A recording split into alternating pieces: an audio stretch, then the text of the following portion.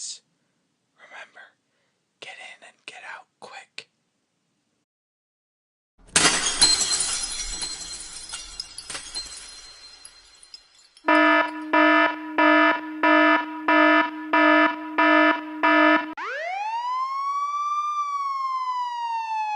Freeze! Put your hands up. You're under arrest. You have the right to remain silent. Anything you say can and will be used against you in a court of law. You have the right to an attorney. If you cannot afford an attorney will be appointed to you. Do you understand these rights? Guilty.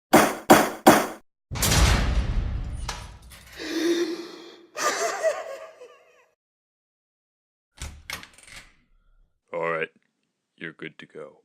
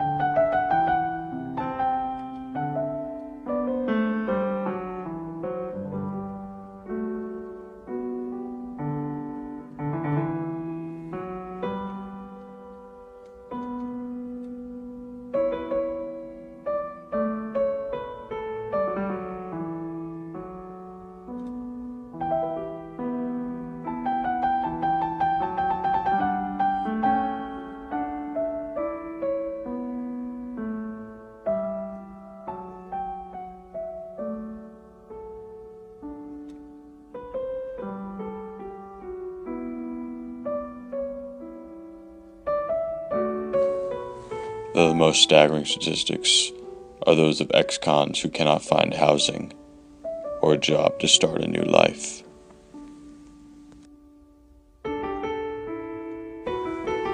Many will seek refuge at homeless centers such as the McKenna Center.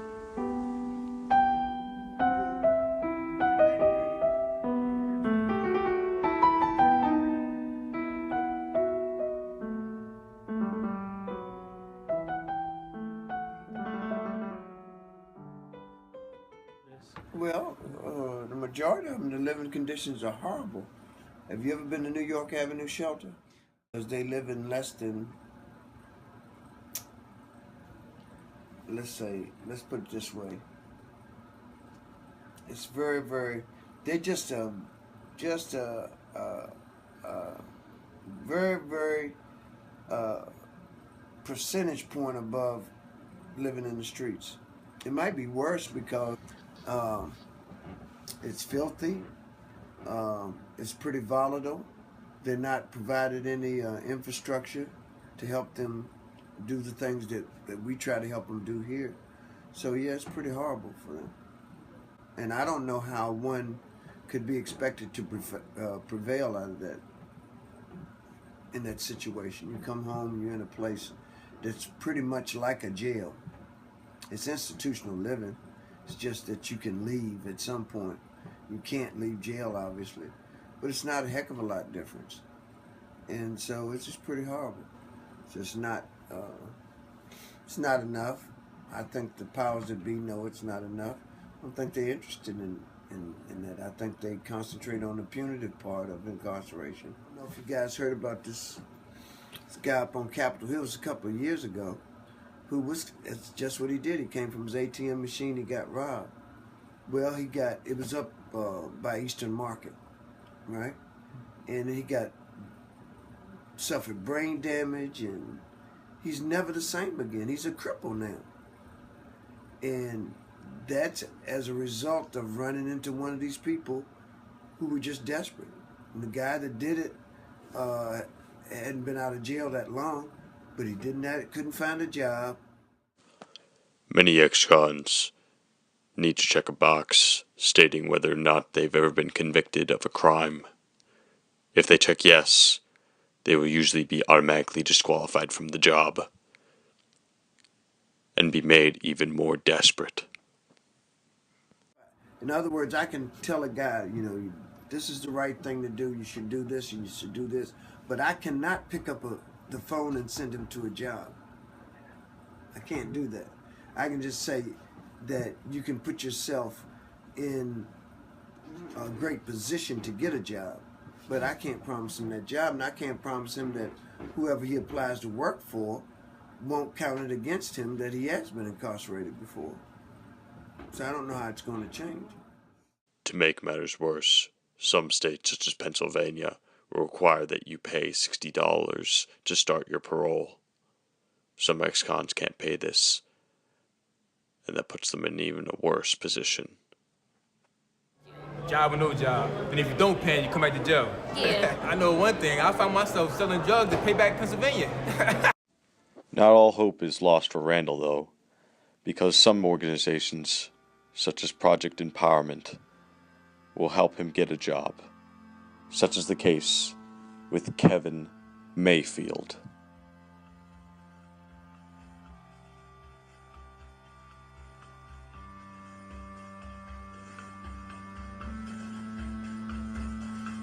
Mayfield was a drug dealer who was convicted of murder and who served 20 years in prison, coming out in about, I think, 2010 or 11. One of the first and most important things that he had going for him is a family. A lot of these guys come out and they got nowhere to go. The first thing they have to do is find a place to stay. And in Mayfield's case, he had a mother who would take him back in.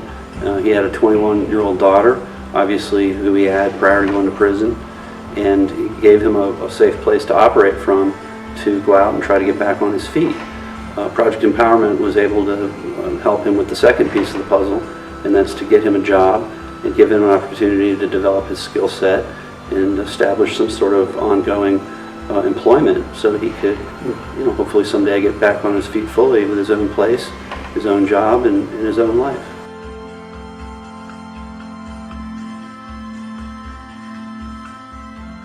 My life changed after getting out of prison. When I came home in 2007, I came home in 2007 after doing 20 years to life. I changed my life by coming home, getting employment, and wanted to change my life in positive ways. Got employment working with the youth, and after I worked with the youth for about 90 days, DPW called me for a job. So I went to DPW and they hired me in 2008. I've been working with DPW for the last 8 years now, and right now I'm just working, being a hard worker. My work ethics is good right now. One day I'd like to be a supervisor one day, so I'm training from a CDL, and I'd like to be a supervisor one day and be a leader in life. So I made changes in my life, a lot of changes, because I'm not going back to prison no more. It's not worth it. You got a lot of loved ones out here. I have my moms, I have my daughter out here, and I have a lot of loved ones out here. And I'll never go back to prison ever again. And I'm just going to strive and strive to be the best person I can be in life. Because life is short. You have to enjoy it while you're out here. And that's what I'm going to do, enjoy it. Because I don't have to worry about getting in line for anything no more. I don't have to worry about somebody telling me to go to bed at a certain time, get off the phone at a certain time. I don't have to do that no more. So I can go where I want to go. I can be where I want to be, and nobody can tell me what to do. And I just feel free right now. And when you're free, it's nothing like being free. Kevin's story is truly a remarkable one, and one that inspires people. But there's also one that is unlikely. But I think the vast majority of people are at high risk when they come out. If they don't have somewhere to stay at the very beginning, if they can't get a job, if they have been gone too long and can't adapt to social skills or a change of social environment, I would say the vast majority of them are at high risk, and they could end up homeless or worse.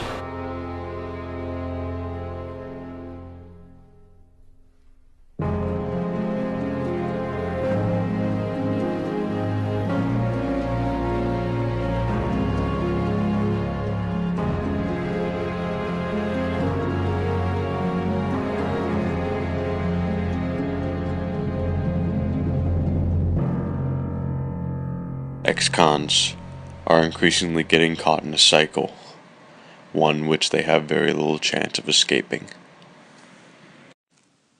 Alright, you ready, guys? Remember, get in and get out quick.